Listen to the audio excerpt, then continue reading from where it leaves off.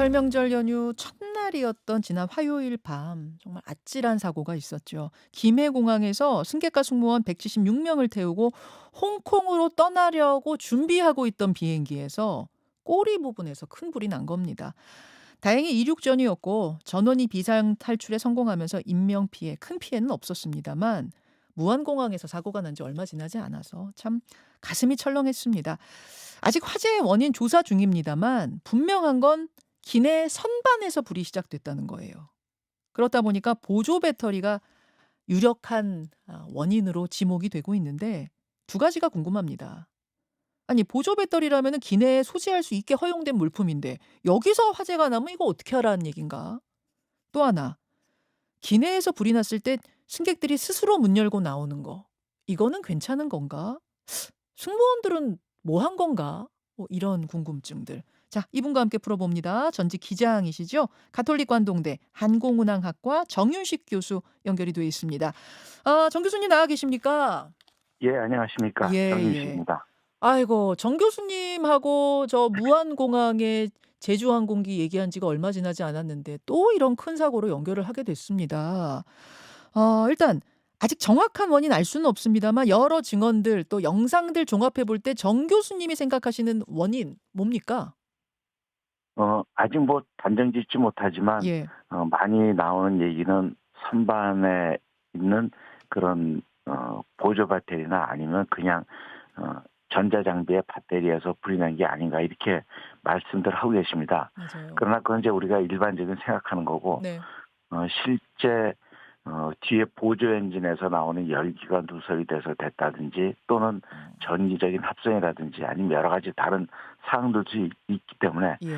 심지어 한국철도 사고조사위원회에서는 그런 것뿐만 아니라 진짜 일부러 방어가 아닌지 아니면 테러가 아닌지까지도 어. 다 조사를 하기 때문에요. 아. 그런 여러 가지들을 좀 검토를 해야 되지만 지금 현재는 아까 말씀하신 것처럼 네. 보조 배터리나 아니면 전자장비에 의한 게 아닌가 하는 생각이 좀 많이 들고 있습니다. 예. 기체 결함 혹은 방화 뭐 테러까지도 다 열어 놓고 조사는 하지만 그냥 일견 유력한 건 보조 배터리다. 뭐 요 정도 정리하면 되나요?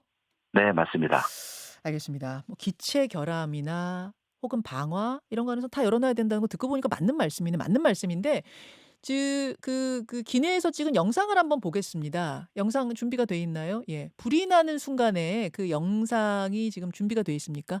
선반의 영상인데 예 사진으로 준비가 돼 있군요. 저는 이걸 영상으로 다 봤습니다만 네. 보면은 수화물을 닫아 놓는 그 트렁크 거기에서 불이 막 활활 타오르고 있는 그런 모습들이에요. 불이 타오르는 네. 보셨을 거예요. 우리 예, 교수님도 맞습니다. 보셨죠? 만약 이게 보조 배터리라고 친다면 그 화재라고 친다면 이 고민되는 게 상당히 많습니다. 우선 보조 배터리는 화물로는 못 싣지만 기내에 수화물로는 가지고 들어가게 허용해 주는 건데 이렇게 불이 난다면 이건 어떻게 되는 건가? 그럼 이제는 전면 금지시켜야 되는 건가? 어떻게 생각하세요? 예, 지금 위험물 탑재에 대한 그런 규정은 국제운송협회, 즉 우리 IATA라고 그러는데요. 예. 그 운송협회에서 위험물 관리 규정에 의해서 전 세계가 동일하게 적용을 하고 있습니다. 음. 그 내용에 의해서 우리가 말하는 보조 배터리에 들어가 있는 리튬의 양이라든지 예. 또는 전기 용량 100와트 이하, 100와트 이상, 160와트 이하 뭐 이런 구분을 해서 가지고 탈 수 있느냐, 네가 소지를 해야 되느냐, 아니면 기내 수화물로 붙일 수 있느냐 이런 것들을 구분하고 있습니다. 예. 근데 기내 수화물로 붙이는 거는 나와 이미 떨어져서 음. 기내 화물칸으로 들어간 거기 때문에 그렇죠. 엄격하게 그 내용을 확인하고 분리가 돼 있는 거를 확인하고 하는 상태를 잘 준수하고 있지만 음. 수화물이나 또는 핸드 캐리지, 음. 이렇게 캐리지 온이라는 표현을 쓰는데요. 네. 내가 직접 들고 몸에 소지하고 있는 상태는 직접 이런 전자장비 또는 보조 배터리, 리튬 배터리를 관장을 해야 된다. 내가 관장을 해야 된다. 이런 의미를 포함하고 있습니다. 그래서 어떤 면에서는 음. 그 장비를 또는 보조 배터리를 우리가 오버헤드 빈, 이게 위쪽 선반이죠. 네. 그 선반에다 갖다 넣는 것은 물론 일부마다 계속 뚜껑을 열어서 확인할 수도 있겠죠. 네. 그렇지만 일반적으로 닫아놓고 놔버리면 그렇죠, 그렇죠. 사실 방치에 가까운 그런 상황이 돼버리거든요. 그래서 아. 그런 것들을 방지하기 위해서 이제 사실은 자기 몸에 과거에 이런 보조 배터리나 네. 휴대폰이 불이 난 적이 있습니다. 근데 어. 대부분 휴대폰들은 자기 몸에 이렇게 지니고 있다가 예. 불이 나면 났구나 하고 바로 인지를 하고 예. 바로 소화를 해서 문제가 없는 상태를 많이 만들었거든요. 그래서 음. 그런 차원에서라도 이제는 보조 배터리 또는 음.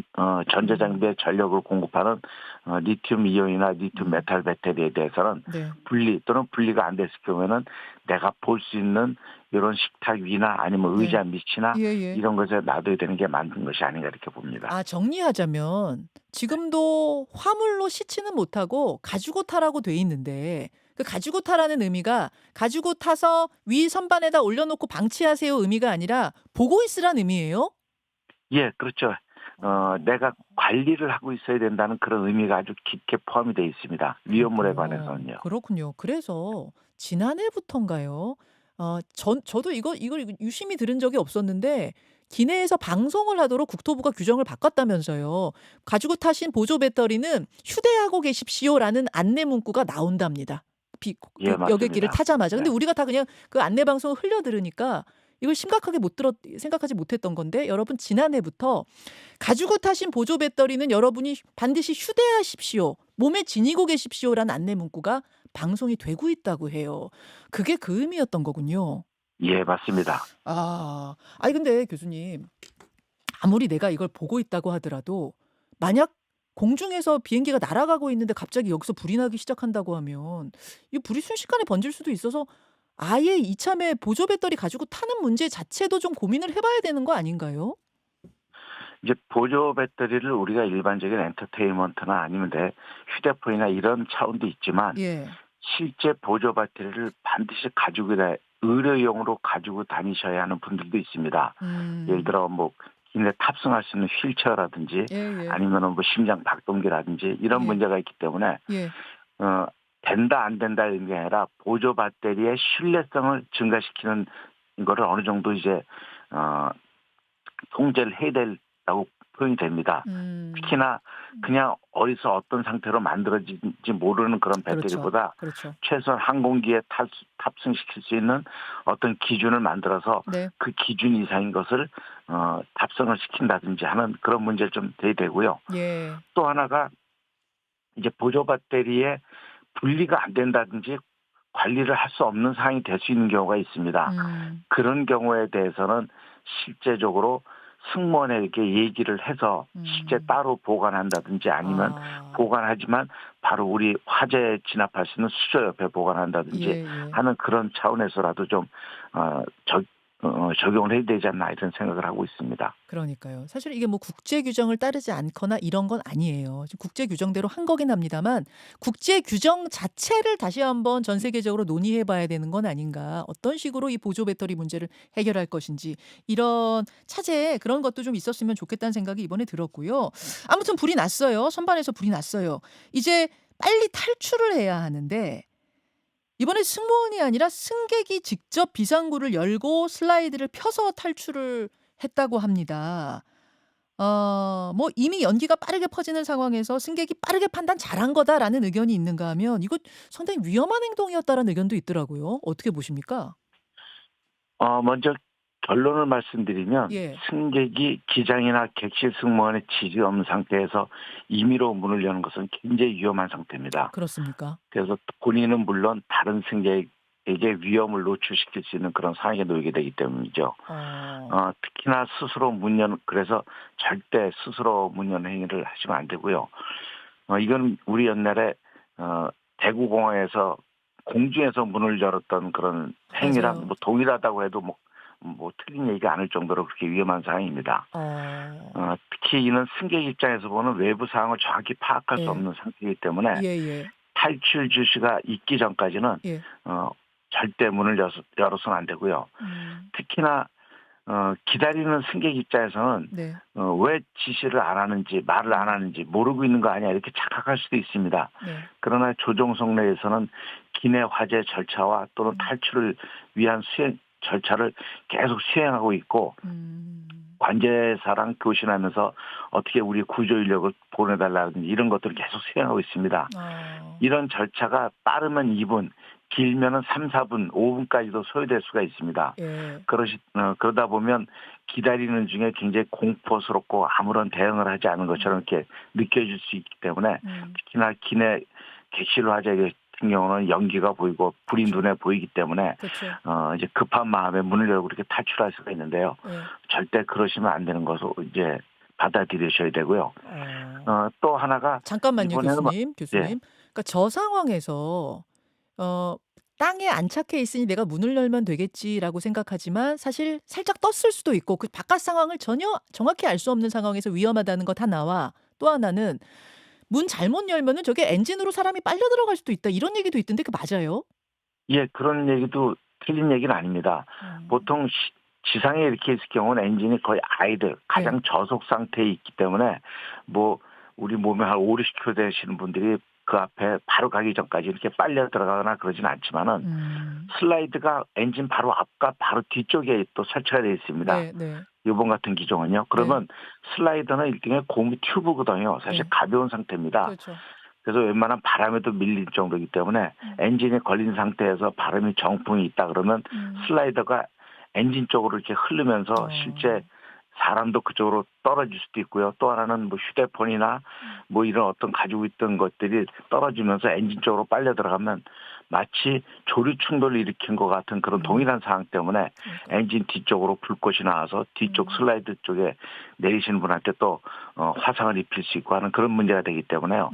그런 음. 엔진을 끄고 하는 이런 절차를 다 수행하고 네. 기장이 네. 탈출하십시오 이런 말하기 전까지는 이렇게 네. 탈출하시면 안 된다 이렇게 말씀드립니다. 자 그 심정은 이해하지만 일단 명령이 떨어지기 전에 그냥 임의로 문 여는 건 안 된다는 말씀이시고 그러면 승무원들은 그때 뭐 하고 있었습니까? 기내에서 막 불이 번져가고 있는데 이런 얘기하시는 분들 계세요. 승무원분들이 뭘 하고 계셨던 걸까요?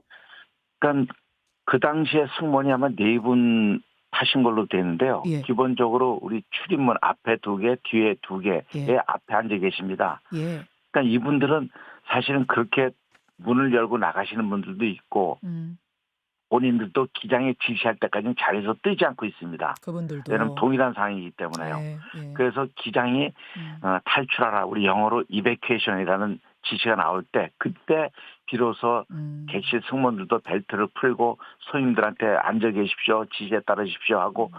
명령을 하고 그때 문을 열고 문을 음. 연 상태에서 슬라이드가 완전히 펴진 것까지 확인을 하면 다시 뒤쪽 문 슬라이드 열렸습니다. 뒤쪽 문 좌측 열렸습니다.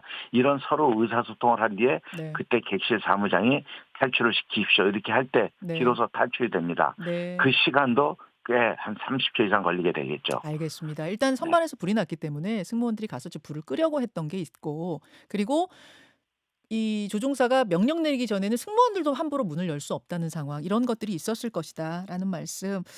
아 알겠습니다. 이런 질문이 들어왔네요. 항공기 화재 사건 발생했을 경우에 골든 타임은 어느 정도 되느냐 어떻습니까? 이 항공기 운항 인증을 위해서 90초 룰이라는 것을 적용하고 있지만 예. 사실 이거를 골든타임으로 보시는 분들이 있습니다. 예. 그러나 이제 정확히 항공기 사고에서는 골든타임이라는 것이 존재하지는 않습니다. 아. 일반적으로 공중 충돌과 폭발을 제외하고는 음. 충분한 여유 시간이 있다고 우리가 사고 결과에서 증명을 하고 있습니다. 음. 그래서 침착히 그 혼란이 없는 그런 상황에 충분히 대응할 수 있기 때문에 음음. 골든타임이라는 용어는 사용하지 않고요. 음. 이 90초 룰에 대해서 이제 착각을 자꾸 하니까 90초 동안 모든 인원이 다 탈출한다는 거는 인증을 받기 위해서 그 도어의 네. 상태라든지 아니면 뭐 여러 가지 그 일종의 테스트의 그런 상황이지만은 실제 공중에서 화재 또는 지상에서 화재가 나서 착륙을 했을 경우에는 네. 연기 때문에 바닥을 기어가야 되는 상황도 있고 또 음. 노약자도 있고 뭐 부상 다 되신 분도 있기 때문에 이 90초 룰을 지킬 수가 없는 그런 상황입니다. 그래서 음. 지난 일본 하네다 사고도 약 18분의 그런 탈출 시간에 걸렸고요. 음. 요번에도 거의 그 정도의 시간이 다 소요됐다 이렇게 하는데 음. 비교적 항공사고에서 10분 정도 이상의 시간이 소요되는 것은 일반적인 상황이라고 이렇게 보시면 되겠습니다. 알겠습니다. 아무튼 비행기가 이륙 전이어서 큰 인명 피해 없이 이렇게 마무리된 게 그나마 불행 중 다행이라고 할 수 있는데 미국 여객기 사고로 가면은 상황이 전혀 다릅니다. 60명을 태운 여객기가 군용 헬리콥터와 추락해서 강으로 추락하는 사고가 있었는데 지금 미국에서 들어오는 속보들 보니까요. 전원이 사망한 것으로 이렇게 지금 보고 있고 그 가운데 한국계 미국인 그 피겨 유망주 10대 선수인데 진아한이라는 선수하고 한국에서 미국으로 입양된 스펜서 레인이라는 선수가 탑승했다고 지금 알려왔습니다. 참 이 또 한국계 미국인 피해자까지 있어서 더 마음이 아픈데요. 이 사고는 지금 어떻게 보고 계세요? 어, 지금 관제사가 뒤에 따르는 헬리콥터에다가 예. 눈으로 보고 비행해라라는 얘기를 했거든요. 예. 지금 공항에 내리는 일반적인 상업용 그런 에어 트랜스포트 운송용 항공기는 계기 비행이 기본 원칙으로 들어오고 있습니다. 근데 뒤에 있는 헬기는 계기 비행이 아닌 시계 비행으로 그렇죠. 전환해서 지금 들어오는 것으로 좀 보이는데요. 눈으로. 그러면 시계 비행인 비행기가 음. 모든 걸 회피할 수 있는 그런 의무가 있습니다. 그래서 아마 실제는 비행기가 굉장히 가까워 있었는데 예. 뭐 멀리 있다고 느꼈던지 또는 혹시 야간 훈련을 위해서 나이트 비전을 착용하지 않았나 또는 그 비행기 말고 그 앞에 있는 비행기를 보고서 실제적으로 비행기를 인지했다 이렇게 얘기를 한 건지 그런 것 자체가 좀 명확치 않지만은 예. 공중에서 그 비행기를 보지 못했기 때문에 결국 충돌한 것이거든요. 그렇죠. 그래서 그렇죠. 공중에서 실제 왜 비행기를 못 보냐 하지만 비행기를 뒤쪽에 봤을 때는 예. 지금 CRJ-702가 최신 비행이기 때문에 우리 스트로브 라이트 공중에서 하얗게 반짝반짝하는 라이트가 있긴 하지만 예. 워낙에 낮은 고도에서 이 지상에 있는 선전판이라든지 그렇죠. 뭐 빌딩, 신호등이라든지 불빛. 이런 것 예. 때문에 예. 충분히 혼동할 수가 있습니다. 그래서 과거 우리 홍콩의 챈라콕 공항 같은 아주 그런 공항에서는 비행장 주변에 모든 네온 사인이라든지 이런 것들을 반짝거리지 않는 그냥 스테디 라이트 켜놓고 움직이지 않는 그런 조명으로 네. 사용했던 적도 있거든요. 네, 네. 그래서 아마 조종사가 착각을 하지 않았나 하는 생각이 많이 들고 있습니다. 헬리콥터 조종사의 어떤 착각이 아니었을까? 불빛을 혼동할 한 게 아니었는가? 그런 식으로 지금 원인이 모아지고 있는 분위기인데요. 다만 지금 들어온 속보 하나는 그 당시 관제탑의 인원이 비정상이었다. 이 얘기가 뭐죠? 그 관제탑 인원이 충분하지 않았다. 적정 인원이 아니었다 그 얘기인 것 같네요. 이렇게 되면 네. 혹시 관제탑 쪽에서 관제 안내를 그러니까 이 안내를 좀 소홀히 한 건 아니었느냐 이런 이야기도 같이 나오고 있는 것 같습니다. 좀 보면서 미국 항공기 소식도 전해드리도록 하죠. 오늘 여기까지 정리하겠습니다. 정윤식 교수님 고맙습니다. 예, 감사합니다. 김현정의 뉴스쇼는 시청자 여러분의 참여를 기다립니다. 구독과 좋아요, 댓글 잊지 않으셨죠? 알림 설정을 해두시면 평일 아침 7시 10분 실시간 라이브도 참여하실 수 있습니다.